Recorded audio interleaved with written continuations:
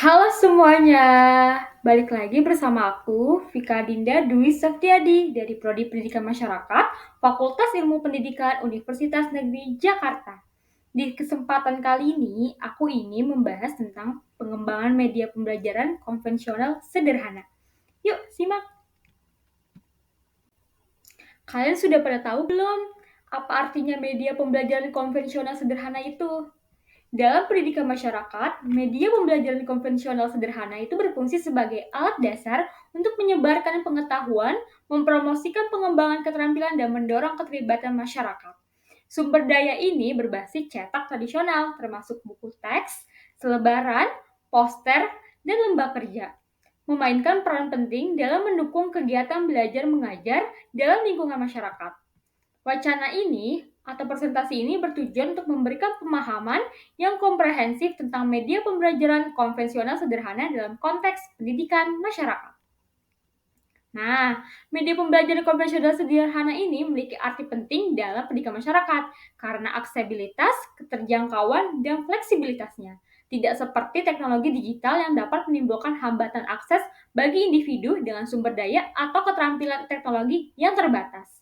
Materi berbasis cetak tersedia secara luas dan akrab bagi beragam anggota masyarakat. Mereka berfungsi sebagai sumber daya nyata yang dapat dengan mudah didistribusikan dan dimanfaatkan dalam berbagai pengaturan masyarakat termasuk perpustakaan, sekolah, pusat komunitas, dan program penjangkauan.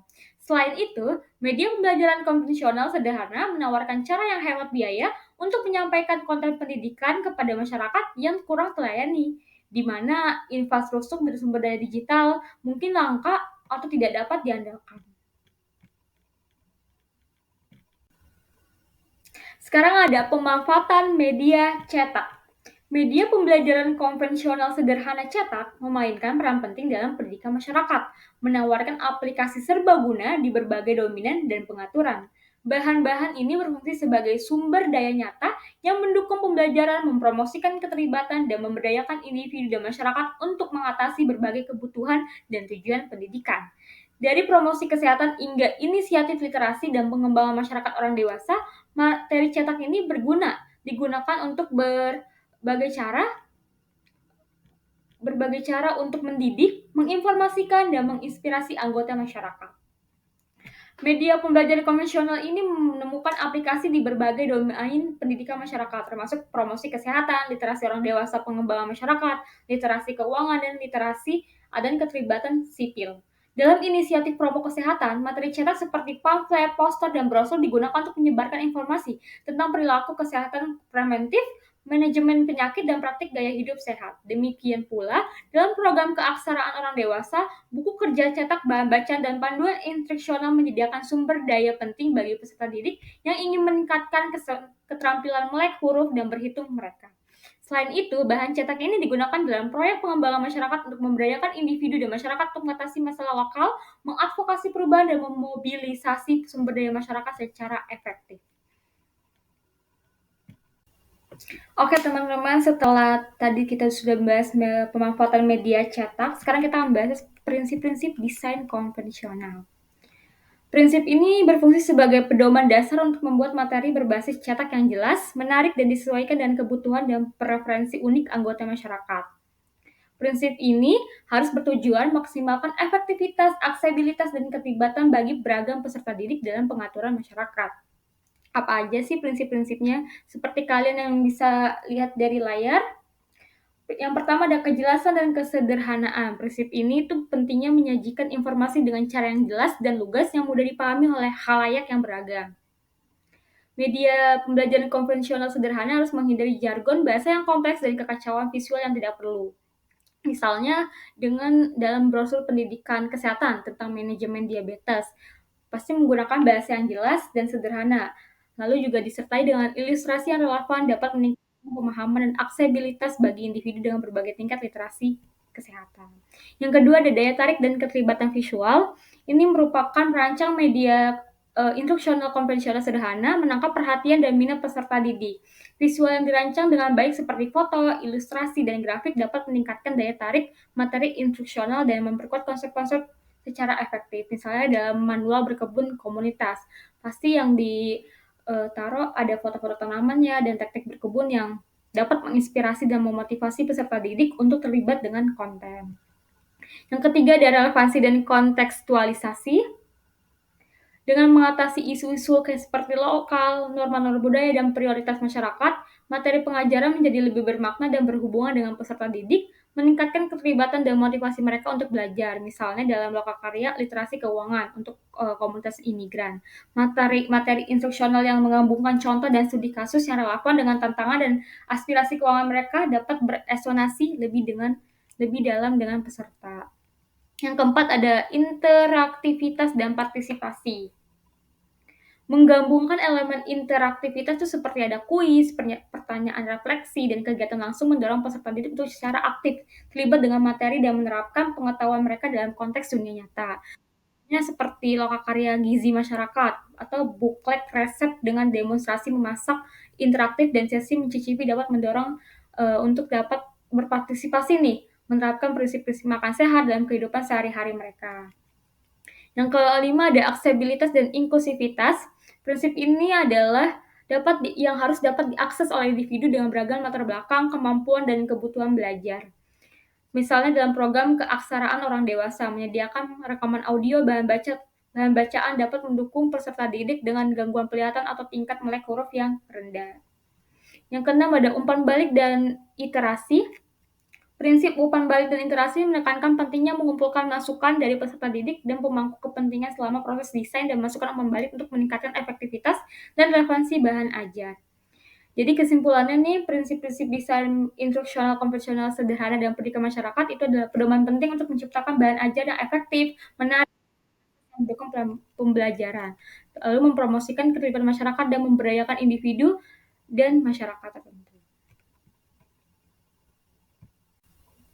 Media pembelajaran konvensional sederhana tentunya juga memiliki tantangan, yang pasti juga ada solusi yang bisa diatasi. Nah, yang pertama ada akses terbatas ke sumber daya, yang pastinya juga ini salah satu tantangan utama teman-teman. Karena kita organisasi masyarakat atau lembaga masyarakat, lembaga pendidikan sering beroperasi dengan anggaran terbatas dan dana pun terbatas, yang dapat membatasi kemampuan mereka untuk memproduksi dan mendistribusikan bahan cetak secara efektif. Keterbatasan ini dapat mengakibatkan kesenjangan dalam akses ke sumber daya pendidikan di antara komunitas yang berbeda, terutama mereka yang memiliki sumber daya keuangan dan infrastruktur yang terbatas. Salah satu solusinya yaitu dengan kolaboratif nih. Kolaboratif dengan organisasi lokal, bisnis, dan pemangku kepentingan dapat membantu mengatasi keterbatasan sumber daya dan meningkatkan efektivitas inisiatif pendidikan masyarakat. Dengan mengumpulkan sumber daya, keahlian, dan jaringan pendidik komunitas dapat memanfaatkan kekuatan kolektif untuk memproduksi dan mendistribusikan materi cetak secara lebih efisien dan menjangkau khalayak yang lebih luas. Yang kedua, ada tantangan yang kedua yaitu hambatan teknologi tentunya. Dalam dunia yang semakin digital, hambatan teknologi dapat menimbulkan tantangan nih, yang dengan terbatasnya akses perangkat digital atau konektivitas internet. Individu yang tidak memiliki akses ke teknologi digital mungkin menghadapi kesulitan dalam mengakses sumber daya digital tambahan atau platform online. Solusi yang bisa kita atasi yaitu merangkul pendekatan hibrida yang mengintegrasikan media konvensional dengan teknologi digital dapat meningkatkan aksesibilitas dan keterlibatan di antara anggota masyarakat yang beragam. Misalnya, dengan materi cetak dapat dilengkapi dengan kode QR atau fitur augmented reality yang menyediakan akses ke konten digital tambahan. Tantangan ketiga yaitu keragaman budaya dan bahasa. Tentunya juga inisiatif pendidikan sering melayani beragam populasi dengan berbagai latar belakang budaya, bahasa, dan tingkat melek huruf. Rancang materi cetak yang peka budaya sesuai bahasa dan dapat diakses oleh beragam audiens dapat menjadi tantangan. Kegagalan untuk mengatasi keragaman budaya dan bahasa dapat menyebabkan salah tafsir, pelepasan, atau pengucilan di antara anggota masyarakat tertentu. Nah, solusi yang bisa kita atasi apa nih teman-teman? Yaitu dengan kompetensi budaya dan lokalisasi, yaitu memprioritaskan kompetensi budaya dalam desain dan pengembangan bahan cetak sangat penting untuk memastikan relevansi dan inklusivitas. Pendidik komunitas harus melibatkan anggota masyarakat dalam proses desain, meminta umpan balik, dan menyesuaikan materi untuk mencerminkan norma-norma budaya, nilai-nilai, dan preferensi bahasa. Yang terakhir ada keberlanjutan dan masalah lingkungan. khususnya di bahan cetak yang memiliki implikasi lingkungan dalam hal konsumsi sumber daya, timbulnya limbah, dan emisi karbon. Pendidik komunitas harus menyeimbangkan manfaat menggunakan bahan cetak dengan pertimbangan lingkungan dan tujuan keberlanjutan.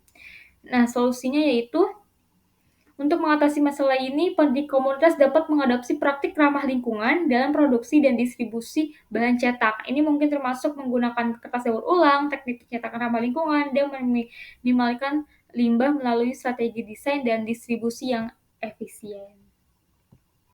Oke, materi yang terakhir ada integrasi media konvensional dengan teknologi digital. Ini yaitu menghadirkan peluang menarik untuk merevolusi pendidikan masyarakat dan memberdayakan peserta didik dengan pengalaman belajar yang dapat diakses, menarik, dan dipersonalisasi. Dengan memanfaatkan kekuatan kedua media secara strategis dan mengatasi tantangan yang terkait, dengan akses literasi dan privasi, pendidik komunitas dapat memanfaatkan potensi transformasi integrasi digital untuk mendorong pembelajaran seumur hidup dan perubahan sosial yang positif dalam masyarakat. Melalui kemitraan kolaboratif, pendekatan inovatif, dan komitmen terhadap inklusivitas, integrasi media konvensional dengan teknologi digital dapat berfungsi sebagai katalis untuk memberdayakan individu dan komunitas untuk berkembang di era digital. Nah, teman-teman, apa yang bisa kita simpulkan nih dari pembahasan topik pada kali ini? Kesimpulannya yaitu media pembelajaran konvensional sederhana mainkan peran penting dalam pendidikan masyarakat yang berfungsi sebagai alat yang mudah diakses, terjangkau, dan serbaguna untuk penyebaran pengetahuan, pengembangan keterampilan, dan pemberdayaan masyarakat. Memahami signifikansi, karakteristik, dan aplikasi dan sumber daya yang berbasis cetak ini sangat penting bagi pendidik komunitas yang ingin menciptakan lingkungan belajar yang inklusif dan efektif dalam komunitas mereka. Dengan memanfaatkan kekuatan media pembelajaran konvensional sederhana, pendidik komunitas dapat memberdayakan peserta didik, mempromosikan pembelajaran seumur hidup, dan mendorong perubahan sosial yang positif dalam komunitas mereka. Oke, segitu dulu presentasi pada hari ini. Kurang lebihnya mohon dimaafkan. Saya pamit undur diri. Wassalamualaikum warahmatullahi wabarakatuh. Dadah.